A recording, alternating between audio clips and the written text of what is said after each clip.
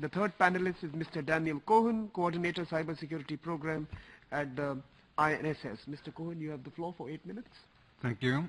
I'm going to talk about the use of the internet and the social media by the Islamic State, but take under consideration that we see a lesson learned by other terror organizations like Al-Qaeda, and they are like starting to catch the gap.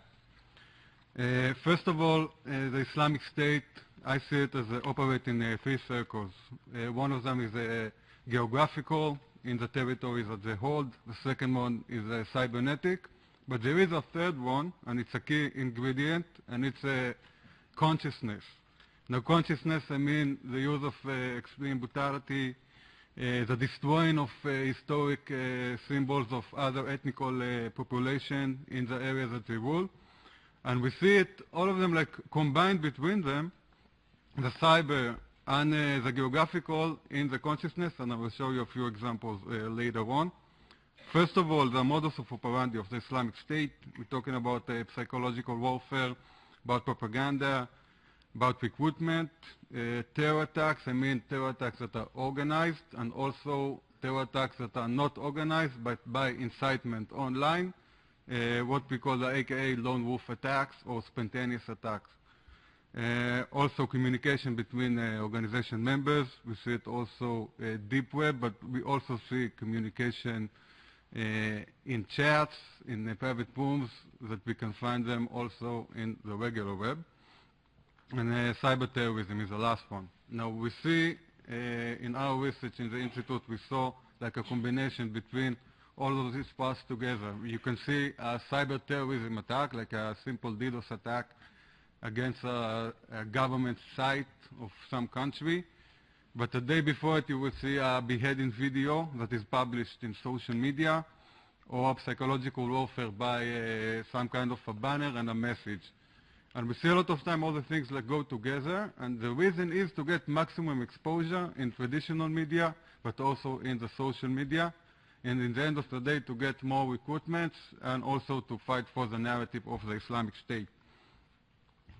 Now, if we look at the organizational chart of the media of the Islamic State, the credit here is for Quillam Foundation from UK. We're talking about more than 6 or 7, depends on which day you count, of media centers. And they also have more than 35 regional centers that are divided by the region that took alliance to the Islamic State. Now, all of this is like, it works together. It has also, after they produce materials in the regional or the general media centers, we see them pass it on to more than thousands of fighters that like spread it viral in a coordinated way. It also is backed up by cyber units.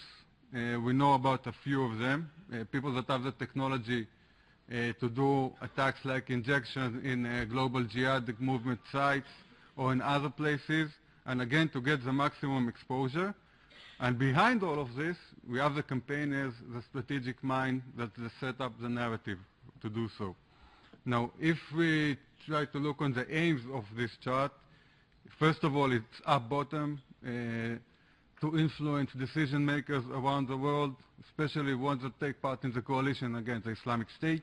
We see it bottom up to create fear to civilians like other terror organizations do, but also to create fear in the territories domestically of the Islamic State. Now, if we look on the target audience, this is an example that I brought from June 2014, when the Islamic State started to create all kinds of archives in different platforms. We will see later on, I think, one of the videos from this archive. This archive you see tweets, also journals like the big, but also videos. Now the magnified shows us one of the videos. It's a recruitment video, and it was translated to 13 different languages. Now in these countries that it was targeted by the language, we saw also optimization of how to like get in and get again the maximum exposure and to recruit more people.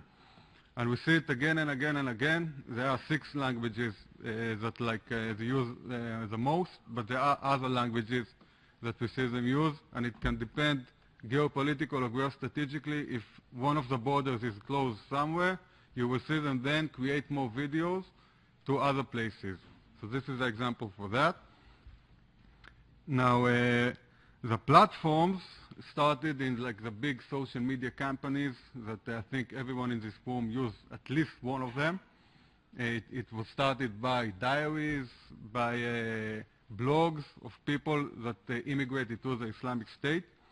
But the Islamic State, let's say, network or system, all of these central media centers, it's like a parasite.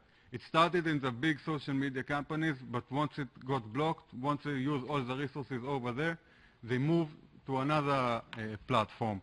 And we see it again and again and again. The whole system moves.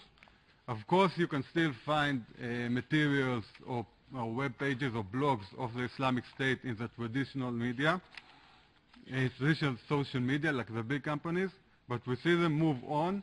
And it doesn't mean that they will go again. For example, we see Twitter, Facebook, YouTube, and Instagram, and Tumblr. They can go again back then, but for now, they moved on. And one of the, I think, the main reasons that we fail again and again to like block them completely and block their accounts, because by the time we started to get that they are in one of these platforms, they already moved on to another one because they are dynamic and flexible, and they use technology in a very fast time and know how to do this transition. Now, there was a question before about why it so appeals to the youngsters. So if we go into the eyes of young people, maybe this is one of the things that they will see. Now it depends because there are some ingredients that every one of them uses, but if we look at, let's say from the same level of eyes, you will see people that are looking for, first of all, the utopia of the Islamic State. These pictures are from Raqqa and Mosul mostly, and it seems like they're having fun over there.